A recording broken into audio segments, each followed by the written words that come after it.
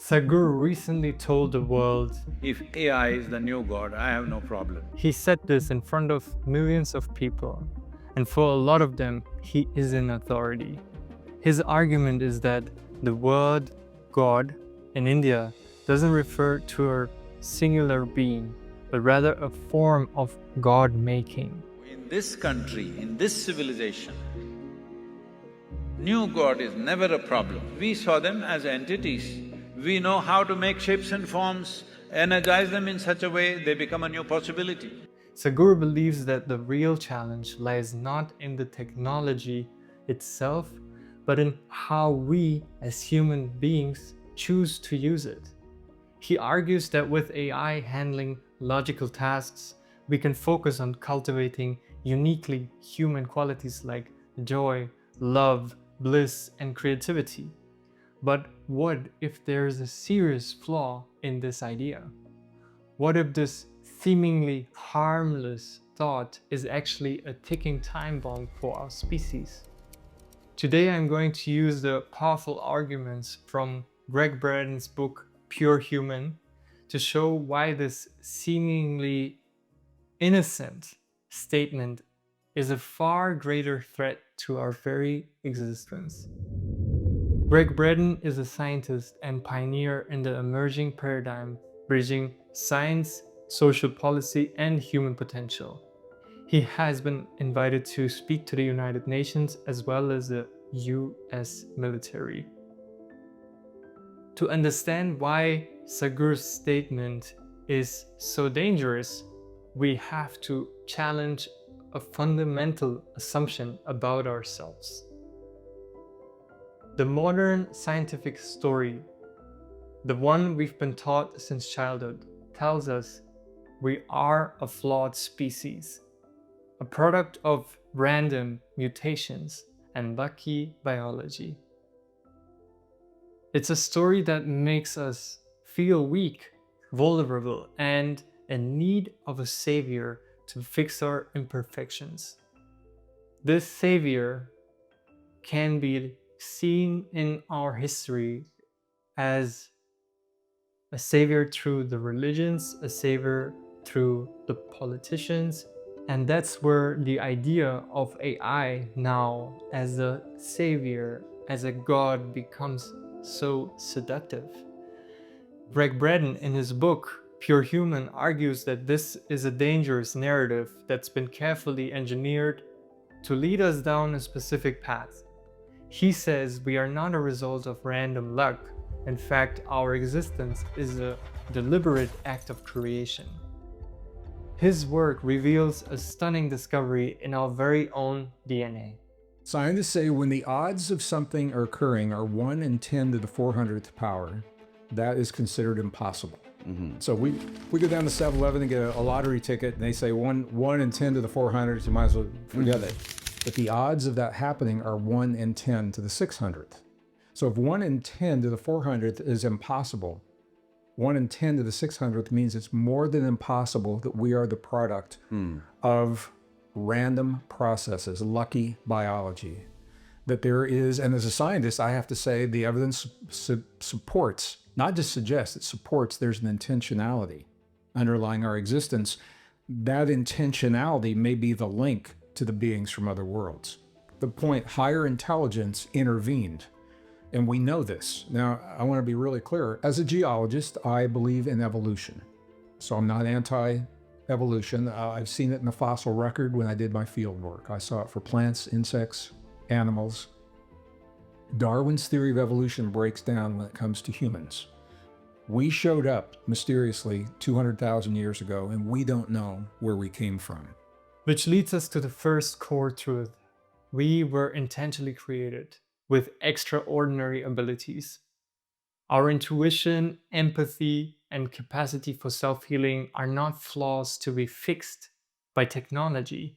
They are sacred gifts and the key to our divinity. Our bodies are a sophisticated soft technology far more advanced than anything we can create with AI and silicon chips. Consciousness informs itself through its creations.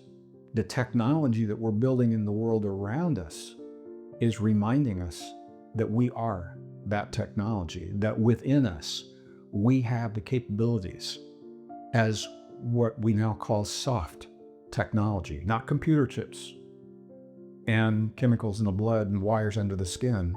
We're more than that. We're human. We're neurons, and we're DNA, and we're cell membranes, and we have the ability to self-regulate this soft technology. Artificial intelligence is created by human beings, isn't it?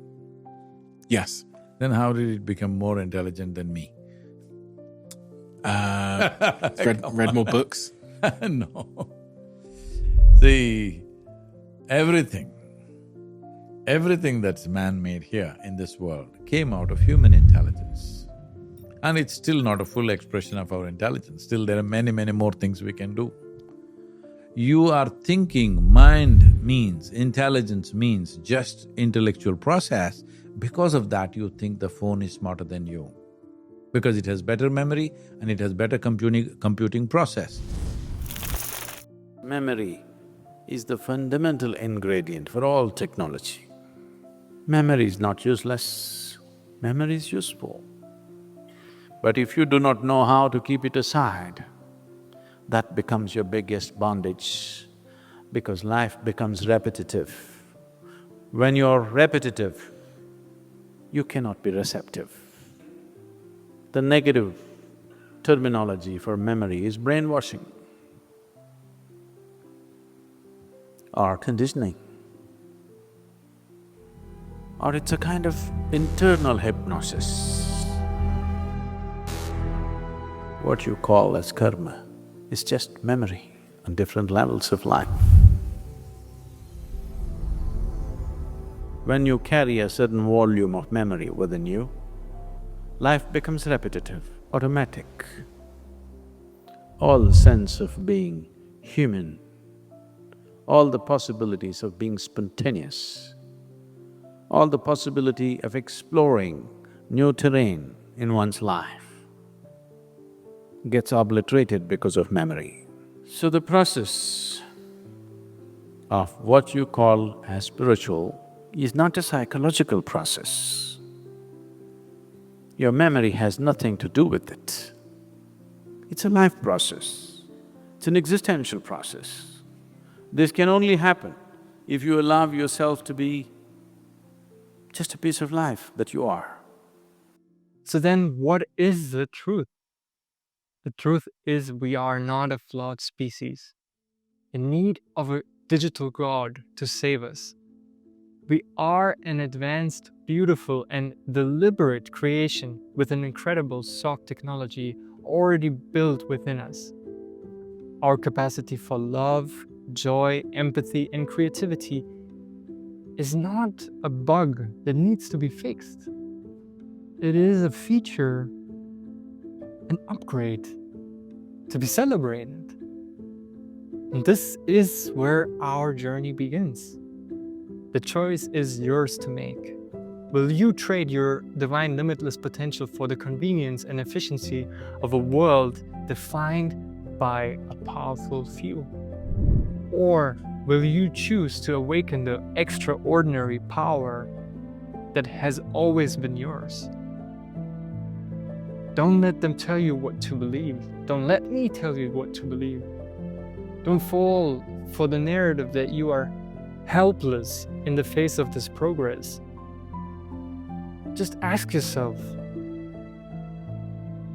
Ask the difficult questions. Be the voice that reminds others of their own power and divinity. The final chapter of the story is not yet written. We are writing it right now. So what story will you tell? Now, I have to say this before I wrap up the video. And if you found any value, make sure to like or hype this video. That would mean a lot. This video is not a debate for or against AI.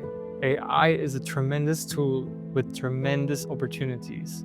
This is a warning as to how we approach it, because intention and implementation is everything. If you want to know more, learn more, I suggest you to read the book Pure Human. There is a lot of information which is crucial for us to know. And I'll see you in the next video.